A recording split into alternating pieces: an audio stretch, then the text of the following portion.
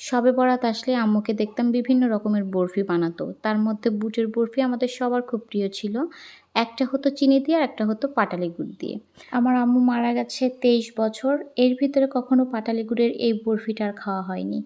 তাই ভাবলাম আজকে একটু বানিয়ে খাই আর আপনাদের সাথেও রেসিপিটা শেয়ার করি। কিছুই না, বুটের বরফি চিনি দিয়ে যেভাবে বানানো হয় সেমভাবে এটা বানানো হবে, জাস্ট এটার সাথে পাটালি গুঁড়ো অ্যাড হবে।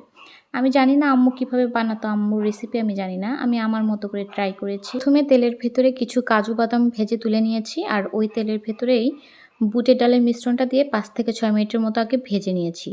তার ভেতরে কনডেন্স মিল্ক, পাটালি গুড় আর একটুখানি লবণ দিয়ে ভালোভাবে নাড়াচাড়া করে নিয়েছি। যখন এটা হয়ে এসছে তার ঠিক আগ মুহূর্তে কিছুটা গুঁড়ার দুধ আর আবারও একটু ঘি দিয়ে ভালোভাবে নাড়াচাড়া করে একটা প্লেটে নামিয়ে নিয়েছি। উপর দিয়ে কাজু বাদাম ছড়িয়ে দিয়ে ঠান্ডা করে কেটে নিলেই কিন্তু এই বরফিটা তৈরি হয়ে যাবে। যতই মজা করে বানাই না কেন, আম্মুর হাতের বরফির যে স্বাদ সেটা এখনও কিন্তু মুখে লেগেই আছে।